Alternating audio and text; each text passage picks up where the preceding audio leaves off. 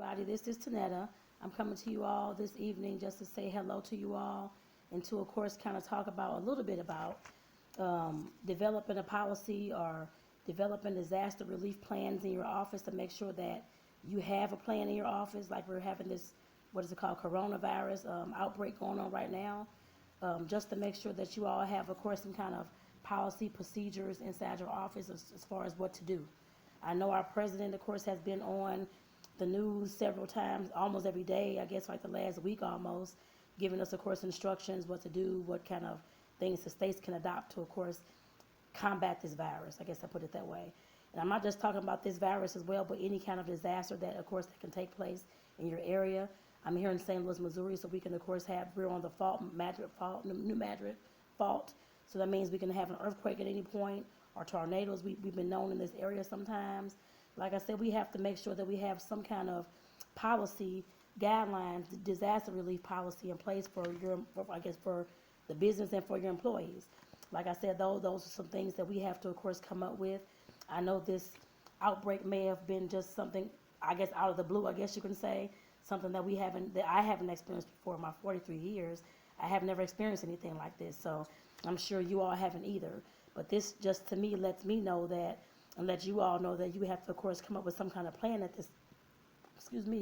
this time as to what we need to be doing, I guess, in your workplace and for your employees. Like I said, we have to come up with some kind of disaster plan, outbreak policy, or whatever kind of words you want to call it, just to make sure that we're keeping ourselves safe and, of course, keeping our employees safe. I guess I put it that way. Like I said, the Red Cross, they have all kind of stuff on their website that talks about disaster reliefs through hurricanes, earthquakes, tornadoes. I don't think they have one for like an outbreak like a virus or anything like that, but like I said, you can, of course, combine some of those things to, of course, come up with your own policy. The first thing I would say, of course, is to sit down with your staff to, of course, talk about what's going on. If it's an outbreak like this, I'll just use this coronavirus since it's right here, right now. You can, of course, making sure that you're, of course, having a meeting with your staff, and not just part of your staff, but all of your staff, to, of course, talk about what's going on and what the coronavirus is and what the signs and symptoms of this thing is.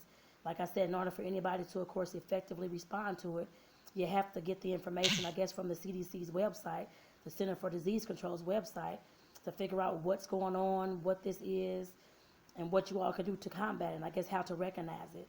Like I said, that's usually the first thing. You have to figure out what it is. And, of course, make sure that all your employees are on the same page as far as what this thing is and what the, what the symptoms are of this. Like I said, you definitely have to educate the staff on those things. Us staff, of course, sometimes we're online, at home, different things going on. We're on the internet, you're on your breaks, that kind of thing, seeing all this misinformation sometimes. I ain't gonna say sometimes, a lot. So we have to, of course, be informed on what's going on and what the appropriate disease is, what the appropriate symptoms are, all those kind of things. They have to, of course, best protect ourselves. Like I said, we have to get that information, we hope, from our employer, of course, who would, of course, provide that information, or somebody that the employer can appoint to, of course, research the information and come back to the employees with a small workshop on what coronavirus is, what the symptoms are, how to recognize it, whatever the case may be.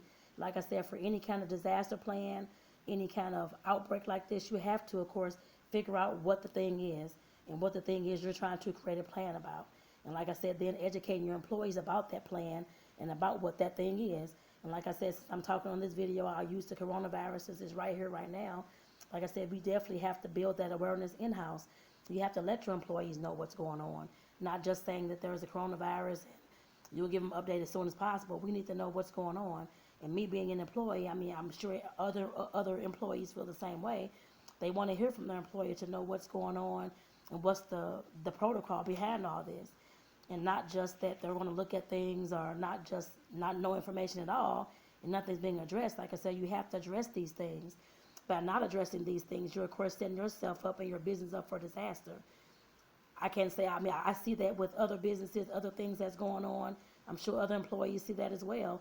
You have to, of course, address what's going on and to figure out what the best protocol would be for your organization and your business and your employees. Like I said, that's definitely I guess one of the first things to, of course, get started with thinking about your plan. Like I said, we just can't go on about our day and talk about everything else and not even address what's going on. So we can, of course, feel comfortable in the workplace and know how to, of course, best handle things, especially if people from the public are coming into your doors, or if you're still at work and you're having to go out to visit clients, or clients are coming to you. Like I said, you want to make sure that you're keeping yourself safe. Some employees may not know how to, of course, keep themselves safe.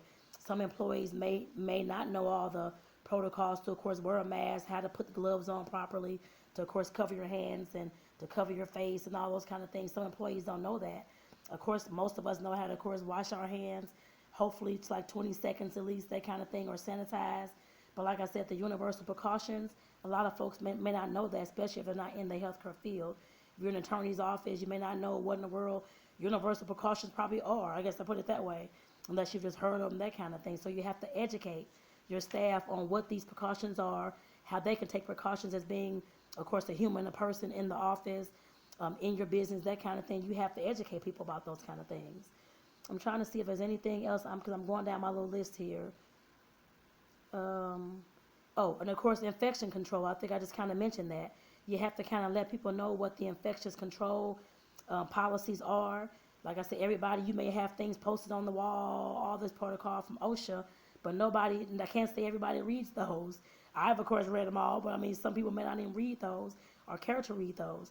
They may not, you may have Red Cross information posted up there about infection control, disasters, how to plan for your, how to make your own emergency kits in the office and at home.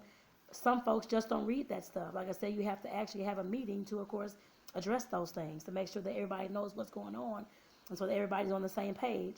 The key always comes down to, of course, educate. If people don't know, they may not even ask. Well, they're not going to ask. And they're not going to really care unless you, like I said, let them know what's going on. So like I said, the first thing is to, of course, figure out what's going on with, like I said, for example, this coronavirus.